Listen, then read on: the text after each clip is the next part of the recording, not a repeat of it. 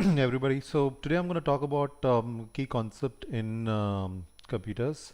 Basically, it's about horizontal and vertical scaling, and I'm going to talk about a few use cases where this will become important. So fundamentally, what is horizontal scaling and why vertical scaling, and why is it important to you? So the clear thing is, let's say you're deploying an app, you're building an app, and you're starting a small company. You're an entrepreneur, and you're a small company, and you're starting an app, and you would need to decide if you need to scale your application based on the number of users at some point in time. Okay, and you might want to go from let's say 1 GB to 2 GB, or you might want to go to a higher sort of a memory allocation for your app based on the number of users who are going to be using that app. So vertical scaling and horizontal scaling becomes important here, and your decisions really um, depending on what you do will decide if the user will have a good user experience or not. So typically, large companies like Facebook and Google, these guys have several servers in which are deployed, and they use something called as horizontal scaling.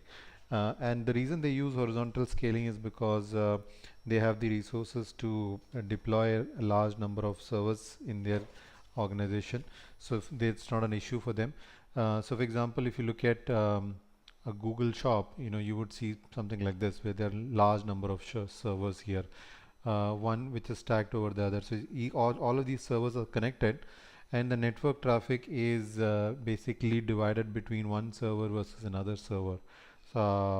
So if X server is not able to handle a part of this network traffic, it moves to another server, and these server could be in any location, and they could be agnostic of location, agnostic of the country that you're operating in. So it's pretty much available, ubiquitous in that sense. So that basically brings me to the point of what is the difference between horizontal scaling and vertical scaling. So horizontal scaling is basically adding a number of boxes to your existing app so that the load is managed better, and vertical scaling is looking at your current CPU and increasing the capacity of your CPU. So let's say you've got a laptop and you want to use it to run a faster game which you just downloaded, and this game requires you to run it with let's say 4 GB or 16 GB. So you basically go shut down your computer, you add a new RAM into it, you upgrade your PC, and there is a limit where you can upgrade your PC because there will be number of RAM slots. So you can probably go up to, let's say, 16, or nowadays you can even go up to 32 or 64. So there is a capacity limitation there, but you can quickly go and just add more RAM to your computers. You can change the capacity of the processor by using a single core or a dual core processor. So those are things you can do internally to sort of increase the speed.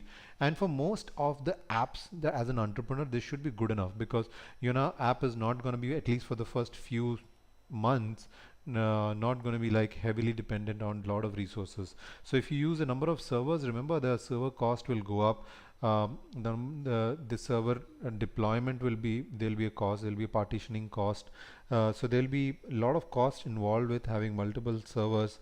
Whereas in vertical scaling up, the cost will be relatively less initially, because you're basically adding multi-core to your machine.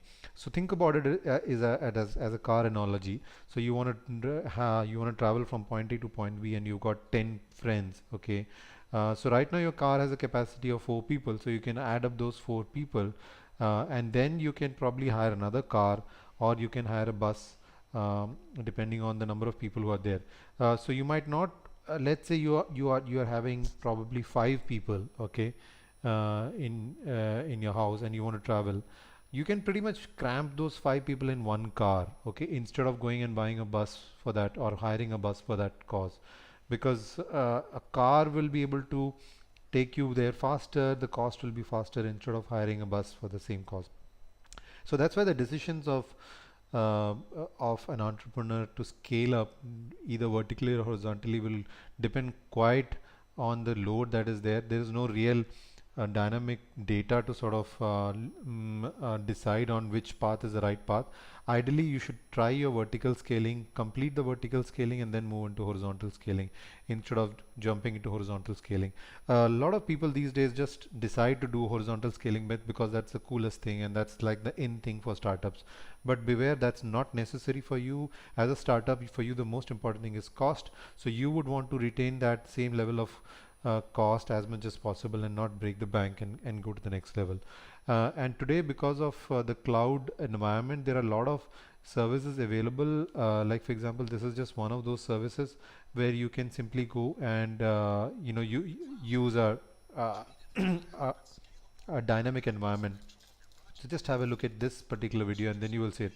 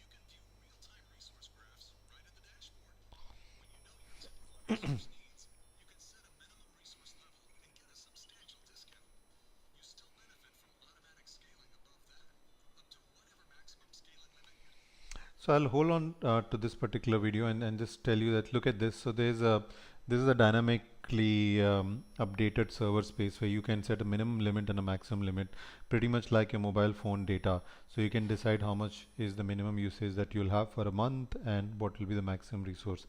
And you can change that dynamically based on the number of resources that you would have. So this was a good example that I want to just share with you about horizontal and vertical scaling. So that's the vertical scaling and that's the use cases.